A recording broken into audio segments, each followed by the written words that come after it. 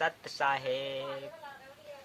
वेदों, गीता जी आदि पवित्र ग्रंथों में प्रमाण मिलता है कि जब जब धर्म की हानि होती है व अधर्म की वृद्धि होती है तथा वर्तमान के नकली संत, महंत व गुरुओं द्वारा भक्ति मार्ग के स्वरूप को बिगाड़ दिया गया होता है, फिर परमेश्वर स्वयं आकर या अपने परम ज्ञानी संत को भेजकर सच्चे ज्ञान के द्वारा धर्म की पुनः स्थापना करवाता है। वह भक्ति मार्ग को शास्त्रों के अनुसार बताता है। उसकी पहचान होती है कि वर्तमान के धर्मगुरु उसके विरोध में खड़े होकर राजा व प्रजा को गुमराह करके उसके ऊपर अत्याचार करते हैं। कबीर साहब ने अपनी वाणी में कहा है, जो मम संत सत उपदेश दृढ़ावे, बाके संग सभी लाड़ बढ़ावे। या सब संत महंतन की करनी, गरीब दास में तो से बरनी। कबीर साहब अपने शिष्य प्रिय धर्मदास को इस वाणी में ये समझा रहे हैं कि जो मेरा संत सत भक्ति मार्ग को बताएगा उसके साथ सभी संत व महंत झगड़ा करेंगे, वे उसकी पहचान होगी। दूसरी पहचान, यह संत सभी धर्म ग्रंथों का पूर्ण जानकार होता है।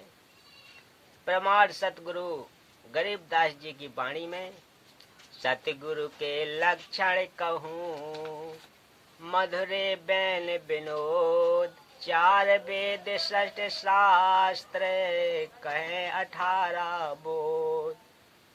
सतगुरु गरीबदास जी महाराज अपनी वाणी में पूर्ण संत की पहचान बता रहे हैं कि वह चारों वेदों, 6 शास्त्रों, 18 पुराणों आदि सभी ग्रंथों का पूर्ण जानकार होगा, अर्थात उनका सार निकाल कर बताएगा।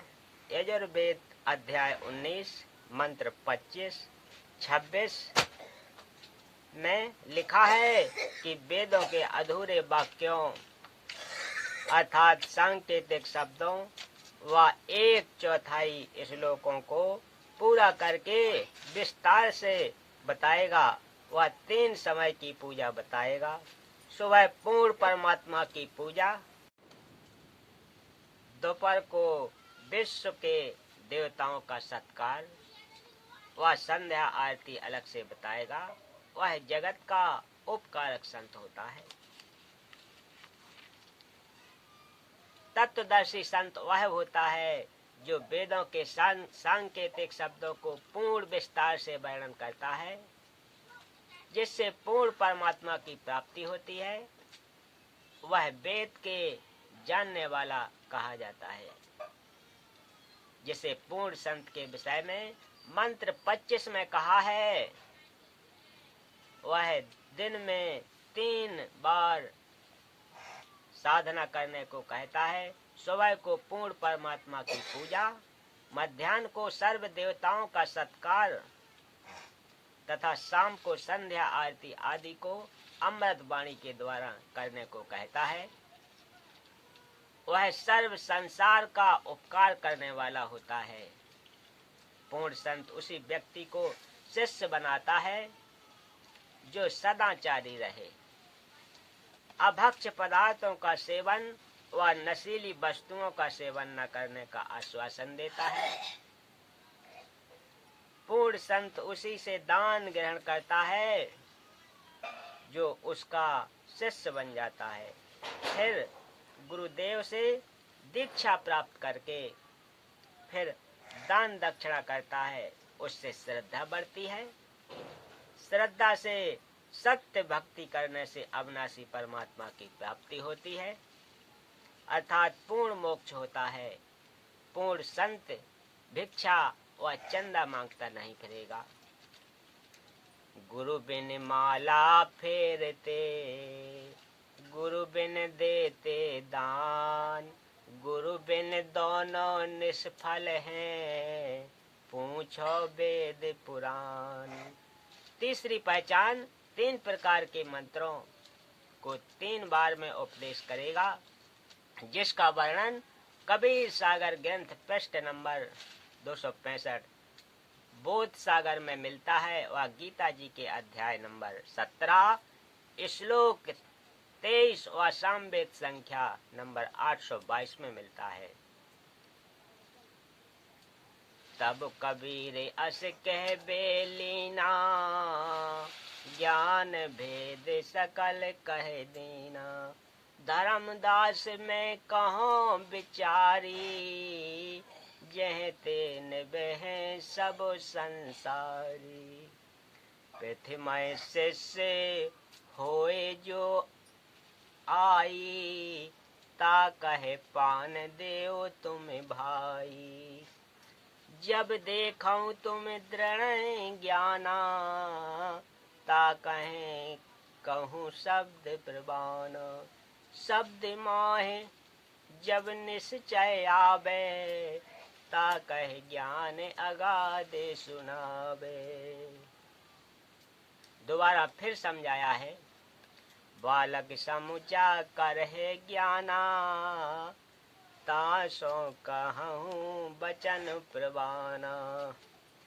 जाको सूक्ष्म ज्ञान है भाई, ताको स्मरण देहु लखाई। ज्ञान गम्भ जाको पुन होई, सार शब्द जाको कह सोई। जाको सोई दिव्य ज्ञान परदेसा, ताको कहे तत्व ज्ञान उपदेशा। उपरोक्त वाणी से स्पष्ट है कि कड़िहार गुरु पूर्ण संत 3 स्थिति में सार नाम तक प्रदान करता है तथा चौथी स्थिति में सार शब्द प्रदान करना होता है। क्योंकि कबीर सागर में तो प्रमाण बाद में ऐसा था, परंतु उपदेश विधि पहले ही पूज्य दादा गुरुदेव तथा परमेश्वर कबीर साहब जी ने हमारे पूज्य गुरुदेव को प्रदान कर दी थी, जो हमारे को शुरू से ही 3 बार में नामदान की दीक्षा करते आ रहे हैं। हमारे गुरुदेव रामपाल जी महाराज प्रथम बार में श्री गणेश जी, ब्रह्मा जी, सावित्री जी, लक्ष्मी जी, विष्णु जी व शंकर पार्वती जी व माता शेरावाली का नाम जाप देते हैं, जिसका वास हमारे मानव शरीर में बने चक्रों में होता है। मूलाधार चक्र में श्री गणेश जी का वास, स्वाद चक्र में ब्रह्मा सावित्री जी का वास, नाभि चक्र में लक्ष्मी विष्णु जी का वास, हृदय चक्र में शंकर पार्वती जी का वास, कंठ चक्र में शेरावाली माता का वास है। और इन सभी देवी देवताओं के आदि अनादि नाम मंत्र होते हैं, जिनका वर्तमान में गुरुओं को ज्ञान नहीं है। इन मंत्रों के जाप से ये 5 चक्र खुल जाते हैं। इन चक्रों के खुलने के बाद मानव भक्ति करने के लायक बनता है। सतगुरु गरीबदास जी अपनी वाणी में प्रमाण देते हैं। 5 नाम तुझे गायत्री, आत्म तत्व जगाओ। ओम किलियम हरियम श्रियम सोहम ध्याओ। 5 नाम जो तुक्ष गायत्री है, इनका जाप करके आत्मा को जागृत करो।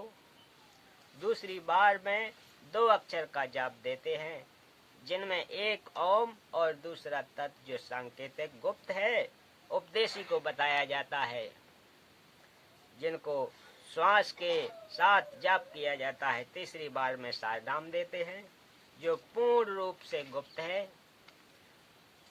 तो भक्तों,